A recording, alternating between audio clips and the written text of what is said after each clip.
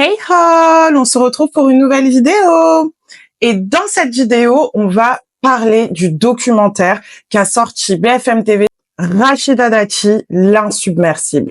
C'est un documentaire qui se divise en 3 parties. La première partie, c'est la puncheuse. La deuxième partie, c'est un culot monstre. Et la troisième partie, c'est les liaisons dangereuses. Vraiment venir analyser le documentaire partie par partie et ensuite, à la fin, vous donner mon avis général. On commence avec Rachida Dati, la puncheuse. Bon, bien sûr, je vais pas vous apprendre que Rachida Dati, on la connaît pour ses petites phrases. Ce que j'aime bien, personnellement, c'est que avec Rachida Dati, c'est naturel. On a beaucoup de députés qui le font, bon, pour le buzz. Ça veut dire que moi, je pense qu'il y a des petits collabs qui sont là. Allez, vas-y, cette petite phrase, il faudra que tu la sortes pendant le débat et comme ça, tu vas faire du buzz. Rachida Dati, ça a toujours été comme ça. Ça a toujours été une punchlineuse et il le montre bien dans ce documentaire quand elle rappelle Anne Hidalgo son score lors des dernières élections présidentielles de 2022. Cette présence est aussi anecdotique que votre score à l'élection présidentielle d'1,7%. Oui, ça fait mal. 1,7%. 1,7%. 1,7%. Dans le côté puncheuse, on a le punch pour la punchline, mais on a aussi le punch pour le ça se bagarre. Vous avez par exemple l'exemple de Gilles Legendre que je trouve extrêmement intéressant. Quand Gilles Legendre n'a pas été réinvesti par le parti de Renaissance, je n'avais pas compris pour ma part parce que Gilles Legendre, il faut savoir que c'est vraiment un macroniste de la première heure. C'était le président du groupe La République En Marche à l'Assemblée nationale. Il était sur une circonscription où il partait totalement favori, une circonscription sur le sud-ouest parisien qui en général sont donnés aux chouchous de la Macronie et aux proches de Macron. Donc savoir qu'en 2024, excusez-moi, après la dissolution, il n'est pas été réinvesti, je n'ai pas compris. Jusqu'à ce qu'il s'explique justement dans ce documentaire.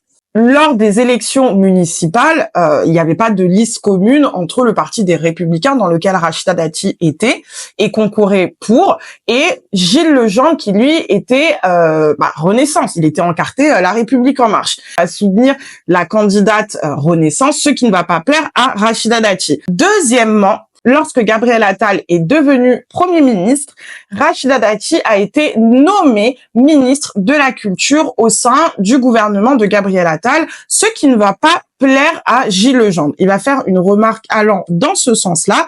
Rachida Dati a quitté le groupe des Républicains. Par la suite, elle a dit qu'elle se sentait en amont ce qui allait se passer au sein même de son parti. Ça veut dire Éric Ciotti, le président, qui va partir avec Marine Le Pen. Nous avons besoin d'une alliance en restant nous-mêmes, en évitant le danger des insoumis qui demain pourraient avoir une majorité à l'Assemblée nationale. Donc il faut une alliance, c'est le sens de la 5e République. Une alliance avec qui, nous le faisons. Éric Ciotti? Une alliance avec Marine Le Pen, clairement, c'est ce que vous nous annoncez? Une alliance avec le Rassemblement national, avec ses candidats. Une alliance à droite, avec tous ceux qui se retrouvent dans des idées droites. Mais derrière tout ça, bien sûr, c'est un accord entre Rachida Dati et Renaissance pour la mairie de Paris. Pour moi, personnellement, je peux mettre un peu mon grain de sel sur cette histoire. Je pense que Gilles Legendre se voyait comme candidat légitime pour reprendre la mandature en tant que candidat pour les élections municipales de 2026 à Paris, étant donné que il était président du groupe de Renaissance et c'est un député de Paris. Donc, je pense que à travers sa critique dans la nomination de Rachida Dati, il y avait aussi la critique de la potentielle future nomination de Rachida Dati pour 2026. Et bien sûr, ce n'est pas passé du côté de Rachida Dati. Donc Gilles Legendre n'a pas eu la mandature lors de la dissolution de 2024. Et pour preuve, c'est le directeur de cabinet de Rachida Dati qui a été investi à sa place. Je dis juste que le fait même que ce soit l'un de ses plus proches adjoints à la mairie du 7e signe une volonté politique et qui montre que Madame Dati n'est pas venue pour renforcer notre majorité présidentielle, elle est venue pour essentiellement renforcer ou tenter de renforcer sa position dans l'arrondissement dont elle est la maire, et préparer les municipales de 2026. Dati, la puncheuse. Mais comme ils disent à l'intérieur, Rachida Dati te prévient avant d'attaquer. Et pour moi, c'est une sarkozyste. Je suis désolée, juste avant, je vous ai fait une vidéo sur François Fillon. On connaît les sarkozystes. Tu viens, ils te préviennent et ils attaquent. Ils attaquent. Donc, voilà. Ensuite, il y avait une autre histoire. Ils ont parlé de Jamal Dati, le frère de Rachida Dati. Et à l'époque, il faut savoir, moi je m'en souvenais pas personnellement, c'est pour ça que j'ai trouvé ça extrêmement intéressant. J'étais jeune, j'avais 10 ans. Mais le frère de Rachida Dati avait été arrêté pour vente de stupéfiants. 5 mois ferme et 3 mois avec sursis pour Jamal Dati. C'est le jugement prononcé vendredi par le tribunal correctionnel de Liège. Pour rappel, le frère de l'ancienne garde des Sceaux et eurodéputée française, Rachida Dati, avait été arrêté le 3 novembre dernier à Visé et emprisonné à Lantin. Les policiers avaient trouvé dans son véhicule 30 grammes d'héroïne et 5 grammes de marijuana. Après plusieurs rebondissements, c'est finalement libre qu'il a pu comparaître vendredi matin et on peut dire que le prononcé lui laisse un goût amer. Alors, Monsieur Dati, c'est un jugement que vous trouvez sévère aujourd'hui? Oui, il est très sévère. Vivait un peu mal la célébrité de sa sœur, va vouloir écrire des mémoires, s'est penché dans les médias pour expliquer son parcours de repenti.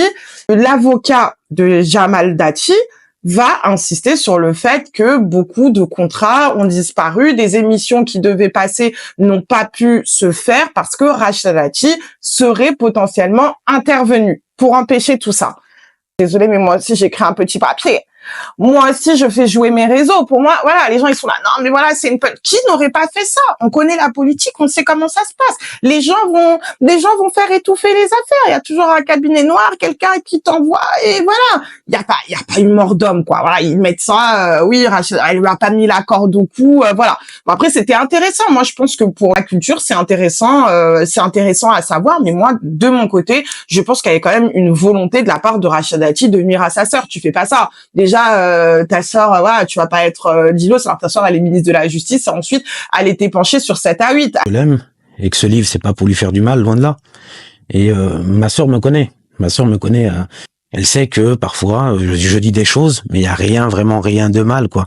Maintenant, si c'est perçu comme du mal, non. Et je m'en excuse, mais il y a rien de mal. C'est pas pour l'attaquer, c'est même pas un livre de vengeance. À la base, ce livre, c'était parler. Tout au début, on m'avait dit, voilà, on va faire un livre sur toi, sur le frère de l'ex-garde des Sceaux. Donc de là, ma sœur en fait partie de ma vie, donc je suis obligé de parler de ma sœur à l'intérieur comme mes autres frères et sœurs. Et je l'aime, ma sœur, je l'aime, j'aimerais bien qu'elle m'appelle, qu'on discute un peu ensemble, pourquoi pas. Mais ce livre est loin d'une vengeance ou est loin de... bien au contraire, je suis fier d'elle. Demain, vous êtes ministre de la Justice, tout en connaissant le parcours de Rachida Dati, à quel point ça a été extrêmement difficile de faire ses preuves, de s'implanter dans un réseau de la droite de l'UMP de l'époque ou du RPR de l'époque. Donc, il y a ton frère qui veut venir tout saboter. J'ai pas été à sa place, mais je pense que beaucoup de personnes à sa place auraient fait la même chose. Partie 2, Rachida Dati, le culot monstre. Dans cet extrait, il rappelle le parcours de Rachida Dati qui est essentiel pour comprendre la puncheuse et la femme politique, le loup politique que nous avons et qui gagne en grand maître sur la politique depuis 20 ans déjà.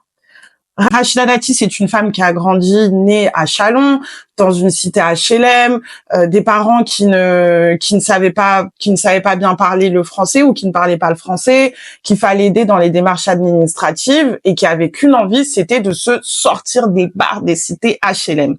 Et pour ça, elle a très vite compris qu'il fallait qu'elle se tisse un réseau. Pour arriver jusqu'à ce bureau, beaucoup d'ambition et une méthode. Des lettres envoyées à des personnalités, Albin Chalandon à ses côtés.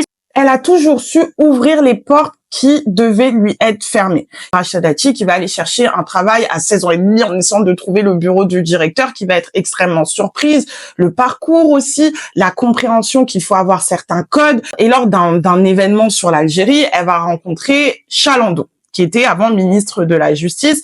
Elle ira au culot, elle aura un rendez-vous avec Chalandon qui va la prendre sous son aile et elle va monter les échelons comme ça, elle va rencontrer Lagardère et en plus de tout ça, Dati va prêter serment, ce sera avec la robe de Simone Veil, s'il vous plaît. Enfin, à partir de là, ta vie ne peut que décoller. Tu ne peux qu'avoir la carrière de Rachida Dati quand tu as été adoubée et quand tu as Simone Veil comme mentor. Et bon, Rachida Dati va passer 4 ans dans la magistrature Et très vite, elle aura cette envie de faire de la politique. Et donc, elle va envoyer une lettre du parquet judiciaire, tout en barrant un peu tout ça, à Nicolas Sarkozy, d'accord, qui à l'époque était ministre de l'Intérieur. Elle aura un rendez-vous avec lui et elle va rentrer dans son cabinet. C'est là que la relation entre Rachida Dati et Nicolas Sarkozy va se faire. Elle a toujours compris que de là où elle vient, parce que je le rappelle, c'est quand même, elle va quand même dans un parti très dur, le parti de droite de l'époque. Le président de la République avait promis la parité, un pari difficile à tenir car parmi les 16 ministres, on compte 7 femmes. Pas de place, en fait, de base pour une femme comme Rachida Dati. Les femmes, déjà, qui étaient en politique, c'est pas du tout comme à cette époque-là, et c'est pour ça que j'ai vraiment envie que vous le compreniez. À l'époque, être une femme en politique, c'est parce que ton père, ton grand-père, comme Nathalie Kosciusko-Morizet, était en politique. Tu avais déjà de la famille en politique. Nathalie Kosciusko-Morizet, son grand-père a créé le Parti communiste français. Roselyne Bachelot, une famille de députés.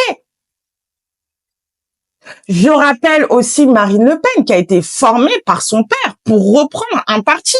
Donc, il n'y avait pas de place pour les femmes avant qu'il y ait des lois qui soient mises en place sous Chirac dans les années 2000 pour la parité. Et même ça ne marchait pas. Donc, imaginez une petite maghrébine de cité qui vient comme ça et qui veut s'imposer. Mais c'était impossible.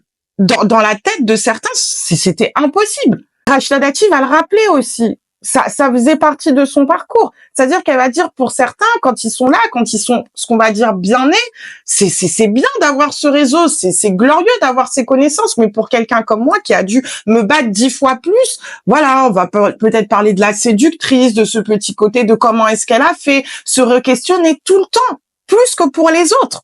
Le grand public découvre ce visage délicat, une beauté pré-raphaélite, du nom de ces peintres anglais de l'ère victorienne. Ça me choque toujours beaucoup quand on me dit que mon visage est fin 19e siècle, parce que moi, je suis bien née au 20e, là-dessus, c'est bien cher. Vous savez, on projette tellement de choses sur... Moi, j'ai appris à me méfier beaucoup, en fait, de ce qu'on projette sur les physiques des uns et des autres. Je trouve que c'est dans l'expression et dans le mouvement que les gens se révèlent. Posée près de son bureau, la photo de son grand-père, gaulliste résistant. Son père est le maire de Sèvres depuis 1995 et son arrière-grand-père était maire SFI Haute-Boulogne dans les années 30. Est-elle une fille d'eux? Les entrées, les connaissances étaient peut-être plus faciles que si elle était partie totalement de zéro. Mais cela dit, elle a fait son chemin parce qu'elle était une bonne spécialiste de problèmes qui, à l'époque, et même encore maintenant, ne sont pas forcément très approfondis chez les hommes politiques. Arrivé au ministère de l'Intérieur, il y a une phrase qui m'a retenue et sur laquelle j'aimerais revenir, c'est le fait que certains collaborateurs, donc il y a un collaborateur qui a témoigné anonymement et qui, voilà, Rachida Dati, en rigolant, disait « Moi, vous savez très bien que je sais pas écrire, donc je peux pas le faire. » Parce qu'il disait qu'elle travaillait pas beaucoup quand téléphone, on l'a cherché un peu à gauche, à droite, mais c'était une proche de Nicolas Sarkozy quand même. Et moi, cette phrase m'a rappelé l'affaire Benalla. J'ai regardé l'interview d'Alexandre Benalla pour Brut et il revenait sur ça, sur cette forme de mépris de classe. Parce que quand on est collaborateur dans un ministère, tu es haut fonctionnaire. C'est des personnes qui ont fait les mêmes études. Donc, le master affaires publiques à Sciences Po, puis l'ENA. Donc, voir Rachida Dati comme ça, qui est passée par la magistrature, on ne sait pas trop comment, et qui tout d'un coup a un rendez-vous avec Nicolas Sarkozy et vient au même titre qu'eux, ils comprennent pas forcément. Et on a demandé à Alexandre Benalla, est-ce que vous pensez avoir subi du racisme? Il a dit, je ne pense pas avoir subi du racisme de par mes origines maghrébines, mais par mes origines sociales. Donc, il parlait de racisme de classe. Et donc, moi, j'ai l'impression, parce qu'on va dire que le rire est une arme et que par le rire, on fait passer beaucoup de choses et Rachida Dati maîtrise très bien cette arme-là. J'ai l'impression que Rachida Dati, quand elle leur disait ça, c'est leur dire, bah voilà, je suis pas assez bien, je ne fais pas assez bien le travail, donc voilà, bah moi je fais rien. C'est quelque chose qui m'est venu en tête. Pour moi, c'était pas anodin le fait que Rachida Dati soit là et soit un peu à gauche à droite. Rachida Dati aura aussi énormément de problèmes durant son mandat. Donc ce sera voilà, elle va être ministre de la justice, un ministère régalien, et comme je vous ai dit, ça dérange au sein de son parti. Elle parle par exemple de Stefanini qu'il avait critiqué, mais aussi de Brice Hortefeux qui, quand elle était enceinte, donc il y avait eu un gros scandale autour de la grossesse de Rachida Dati, qui a été victime de harcèlement, mais un harcèlement pas possible, et surtout de par beaucoup d'hommes issus de son parti, dont Brice Hortefeux. Vous avez envoyé à Brice Hortefeux. Alors ce SMS, il est en intégralité désormais dans la presse. C'est Mediapart qui l'a révélé. Un SMS dans lequel vous disiez, j'en donne quelques mots: salut le facho, c'est le début. Je t'ai entendu dire à ton officier de sécurité que tu allais me faire sauter la pseudo-facilité de passage que je n'ai pas, dites-vous, ou que j'aurais, dis-tu, à l'aéroport. Je vais te donner un dernier avertissement par ce SMS dont la copie a été envoyée à Nicolas Sarkozy. Et là vous dites, soit tu me lâches, soit je vais déposer l'assignation qui date de 2 ans dans laquelle tu figures avec d'autres pour atteinte à ma vie privée et écoute illicite.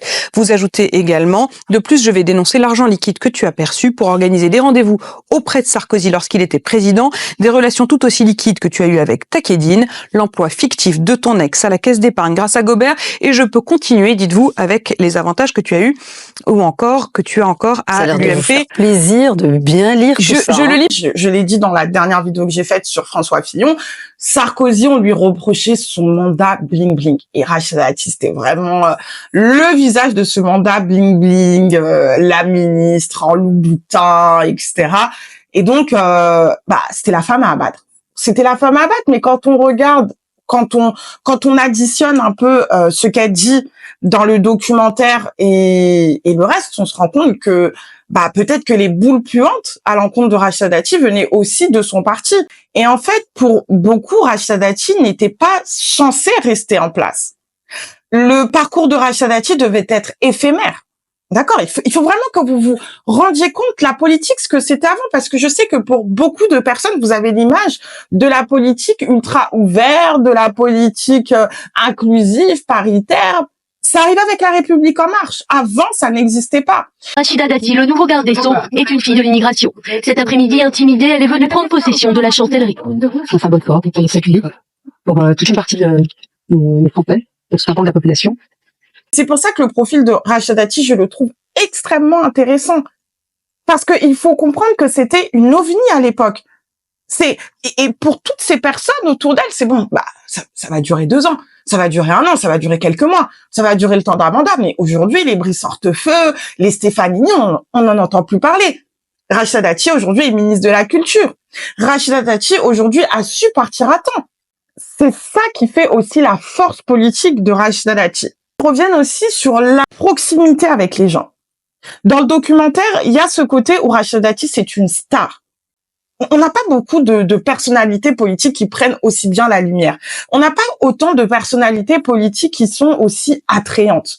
Rachida Dati, on parle au Rassemblement national, on n'a rien contre elle. Elle nous a jamais attaqué, frontalement en tout cas, voilà. Donc on est dans notre coin, elle est dans son coin. Oui, en star par les militants de la France Insoumise. Et il faut le faire. Quand on vient d'un autre parti et que tu viens chez la France Insoumise, même je vous dis, certains PS ou certains communistes, ils sont pas accueillis comme Rachida Dati. C'est le monde à l'envers, on n'a jamais vu ça. Des militants de la gauche radicale font la queue pour des selfies avec la maire du 7e. Elle était aussi très amie avec Jean-Luc Mélenchon. Je sais pas ce qu'il en est aujourd'hui, mais elle était aussi très amie avec Jean-Luc Mélenchon. Mais elle attire cette sympathie. Elle attise cette sympathie. Et il y aura aussi des personnes qui vont dire, voilà, Rachida Dati, elle va être là, elle peut parler avec la vieille petite mémé en fourrure avec son petit chihuahua dans la main bourgeoise du 7e et avec la petite maman maghrébine voilée, et c'est le même effet. C'est le Dati effect. Ça, c'est une arme extrêmement puissante en politique. Et il y a même cet extrait où elle va dire quoi? Elle va dire calmez-vous parce que moi aussi je suis insoumise. Peut-être pas dans les mêmes idées que vous, mais autre part on se retrouve. Et en fait c'est ça, c'est qu'elle arrive à trouver le point commun, ce qui peut te rapprocher. Au lieu de dire moi je vais aller chercher ce qui nous différencie, chez la personne elle va te trouver et elle va chercher ce qui vous rapproche. Et c'est une force en politique. Et je pense qu'il y a beaucoup de jalousie autour de ça. Dans cette 3e et dernière partie, on revient sur l'après-ministère de la Justice de Rachida Dati, donc les élections européennes. Rachida Dati, après avoir été écartée du gouvernement Fillon, va se présenter, elle est maire du 7e, mais à côté, elle va aussi être députée européenne. Pour quelqu'un comme Rachida Dati, être député européen, c'est le bagne. C'est le bagne. Et là, tu sais où je suis? Je suis à ma place, et je sais pas si t'entends derrière, je suis dans l'hémicycle du Parlement de Strasbourg, là. J'en peux plus. Je n'en peux plus.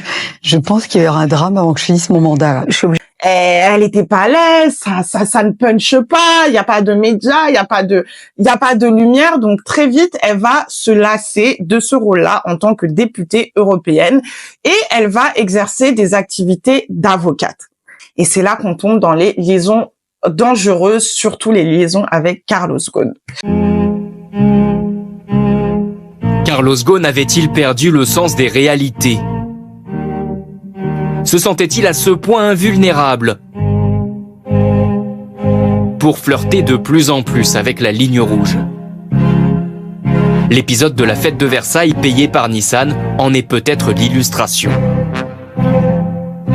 Comme souvent, tout commence avec un carton d'invitation pour, officiellement, célébrer les 15 ans de l'alliance Renault-Nissan. La fête a lieu, hasard ou pas, un 9 mars, la date anniversaire de Carlos Ghosn. Il a ce jour-là 60 ans. Il faut savoir que Carlos Ghosn, c'est un homme d'affaires franco-libanais qui était à la tête de Renault-Nissan. Il était basé au Japon et en 2014, il va tomber. Et les Japonais, quand ils vous font tomber, les gars, voilà, j'aurais pas aimé être à sa place. 130 days in prison, solitary confinement, tiny cell without window, light day and night. Échappé dans une malle et aujourd'hui il est au Liban, mandat d'arrêt international, bref. Mais on va découvrir, parce que les Japonais, ils ont tout sorti. Ils ont fait, allez, hop. Ils ont vu le nom de l'ancienne ministre de la Justice, Rachida Dati. Ils ont sorti tous les dossiers. Donc, Rachida Dati a été mise en examen pour ses affaires avec Carlos Ghosn. Il s'est avéré que elle aurait donné ses services en tant qu'avocate à Carlos Ghosn. Mais ce qui va attirer l'attention des juges dans cette affaire, c'est que Rachida Dati aurait été rémunérée à hauteur de 1 000 € de l'heure. Donc, pendant 3 ans, elle a touché 300 000 €. Bon. Après, voilà, ça existe, hein. Vous voyez, il y a des grands avocats. Moi, je regarde les séries Netflix. Il y en a qui disent, voilà, sur des gros cas, moi, tu me passes 3 millions en cash. Bon, voilà, qui sait? Il n'y a pas de tarif, il n'y a pas de tarif imposé. Ça peut même être 2 000 € de l'heure. Mais le problème dans cette affaire, c'est qu'il n'y avait pas de trace du travail de Rachida Dati. Les juges ont demandé, ils ont voulu savoir, d'accord, 1 000 € de l'heure en tant qu'avocate, mais qu'est-ce que vous faisiez? Qu'est-ce que vous faisiez? Donc, elle est mise en examen. Rachida Dati est accusée de corruption passive, trafic d'influence passif et recel d'abus de pouvoir dans le viseur de la justice. Des prestations de conseil auprès de Carlos Ghosn, c'était entre 2010 et 2013. L'ancienne garde des Sceaux a touché 900 000 € d'honoraires. Les magistrats veulent savoir si cette somme correspond à des activités déterminées ou s'il s'agissait d'un emploi de complaisance qui est interdit pour un député européen. Rachida Dati, jusqu'à aujourd'hui, n'a pas pu fournir une preuve de son travail. Par la suite, elle a été attaquée de toutes parts. Comment ça? C'est scandaleux. Elle aurait supposément aidé Carlos Ghosn dans certaines affaires. Donc, elle aurait fait de la diplomatie des affaires, peut-être un peu de lobbying par-ci par-là. Mais il y a aussi eu des affaires où elle a voté des lois européenne qui allait en faveur de la société de Renault-Nissan. Et la ligne est extrêmement fine, mais existe dans la différence entre la corruption et le lobbying. Et on parle quand même de 19 lois, dont une qui allait vraiment dans le sens de Renault-Nissan. Donc voilà, cette affaire en tout cas est toujours en examen.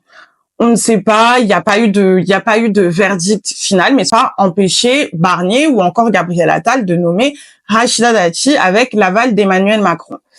Ce sur lequel j'aimerais revenir, c'est que ce qui est intéressant aussi dans l'interview, parce que c'est, voilà, à partir du moment où il y a un droit de réponse. Il y a un droit de réponse, donc Rachida Dati donne son droit de réponse, et ce qu'elle va dire, c'est, mais j'en ai marre. regarde, on fouille dans mes affaires en tant qu'avocate, parce que aussi, elle a invoqué le secret professionnel et elle dit, j'en ai marre. Pourquoi est-ce que on va fouiller dans mes affaires? Personne n'est parti fouiller dans les affaires de Villepin. Personne n'est parti fouiller dans les affaires de Arnaud Montebourg ou encore Barouin, qui eux aussi sont avocats. Mais moi, on y va et on me demande de rendre des comptes, on me demande ceci, cela, ce que je trouve totalement vrai. Mon avis sur le documentaire de Rachida Dati, je le trouve extrêmement bien résumé. Honnêtement, voilà. Après, si vous voulez vraiment être dans la découverte de la vie, du parcours de Rachida Dati, ce n'est pas assez rempli, c'est pas assez fourni, c'est pas forcément pour ça, mais c'est un très bon résumé et pour moi, c'est un très bon début. On montre le bon côté, on montre aussi le mauvais côté. J'ai pas trouvé de parti pris, bien que pour moi, c'est pas anodin qu'on fasse un portrait de Rachida Dati comme ça, juste avant les élections municipales, que ça donne plus de sympathie à Rachida Dati. Moi, quand je regarde ça, je me dis, bah, super. Je me dis, voilà, c'est une femme qui est partie de rien, tout est possible, Lièvre, croire en ses rêves. Lièvre, croire en nos rêves, merci Justin Bieber, on t'adore! Vous connaissez. Donc, voilà, pour moi, c'est un très bon documentaire qui va dans le sens de Rachida Dati et qui peut aussi aller dans le sens de la mairie de Paris. Mais bon, Paris se gagne avec les Parisiens et pas avec l'entièreté de la France. Mais documentaire intéressant sur lequel j'ai appris énormément de choses tout en sachant que Rachida Dati, c'est vraiment une personnalité politique que je suis. Je me suis beaucoup documentée sur son parcours, sur sa carrière. Donc, j'en ai appris. J'ai quand même appris des choses et je le recommande. Surtout pour l'aspect Gilles Legendre, parce que je me demandais toujours, comment ça se fait qu'il n'a pas été réinvesti? Comment ça se fait qu'il n'a pas été réinvesti? Et donc, bah voilà, j'ai ma réponse, intéressante, c'était frais, léger. Donc, allez-y. En tout cas, si cette vidéo vous a plu, n'hésitez pas à liker, repartager, vous abonner pour soutenir ma chaîne. Et on se dit à très vite. Bye!